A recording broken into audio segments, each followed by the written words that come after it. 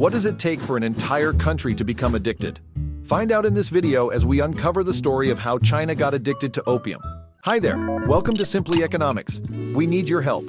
In order for us to produce more fantastic videos just for you, be sure to subscribe to this channel and hit the notification bell. A few hundred years ago, China and the rest of the world became locked in a struggle that still affects us today, the opium trade. In this video, I will take you on a journey that will explain why and how China fell so deeply into addiction and how opium shaped its history. If you're interested in learning about one of the world's most powerful drugs, then keep watching. Overview. The Opium Wars in the mid-19th century were significant events in Chinese history. China's defeat against Great Britain and France led to the cession of Hong Kong, the opening of treaty ports, and the granting of special rights to foreigners.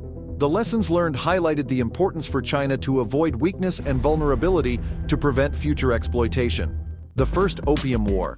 In the 19th century, powerful Western nations exerted global influence through economics, military, and religion. However, China resisted foreign dominance without becoming a colony. Its secular cultural system, rooted in Confucianism, fostered scientific and modern advancements, setting it apart from other religious systems worldwide. China's response to the West in the 19th century was ineffective due to its traditional bureaucratic system and conservative Confucian ideals. This led to challenges with European powers, resulting in unequal treaties, invasions, rebellions, conflicts, and social upheaval. Although the Opium War didn't directly cause China's collapse, it did shift power in Asia towards the West. The Western embrace of free trade and the influence of opium. Before the Opium War, trade between China and the West was regulated by the Canton system, which limited foreign trade to Guangzhou and imposed strict regulations. Initially, China held the advantage as British consumers favored Chinese tea, porcelain, and silk. However, to address the trade deficit, Britain began using opium instead of cotton, which proved successful. Eventually, the tables turned, and China had to pay with silver. The menace and the lucrative nature of opium. The British East India Company monopolized opium cultivation in Bengal, establishing a profitable trade with China.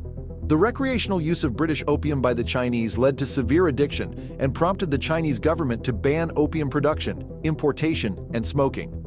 Offenders faced a punishment of 100 beatings. The British East India Company hired British and American traders to transport opium to China, leading to a crisis when their monopoly was lost in 1834. Opium imports to China increased rapidly, causing widespread addiction and a significant outflow of silver.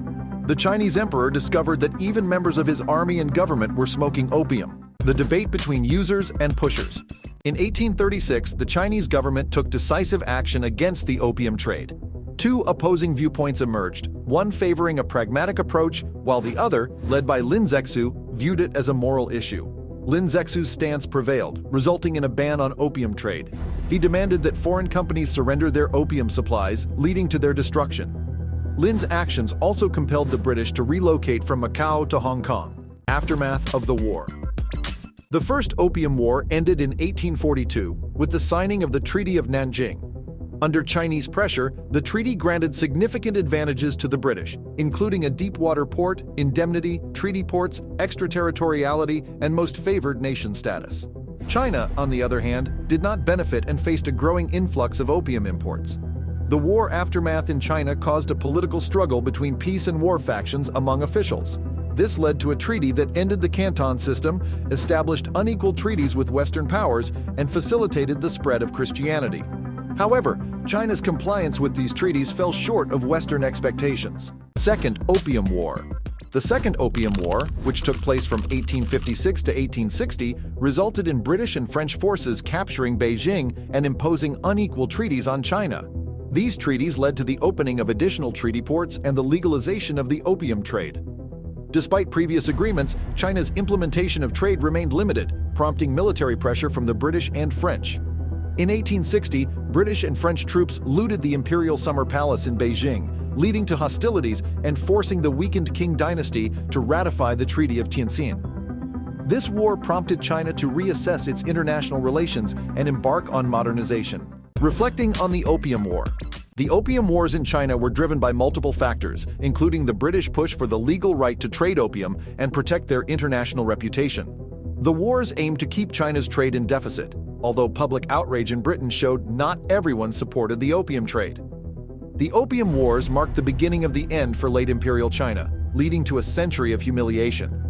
China's defeat weakened its legitimacy and ability to project power, as well as undermining its trade and relations with other countries. The opium trade added further costs, both in silver and in social consequences. The wars served as a hard lesson, shaping the rationale for the Chinese Revolution against imperialism and feudalism. Thanks for watching, guys. If you enjoyed this video, please make sure to give it a thumbs up and hit that subscribe button so you don't miss out on any of our future content. We truly appreciate your support. See you in the next one.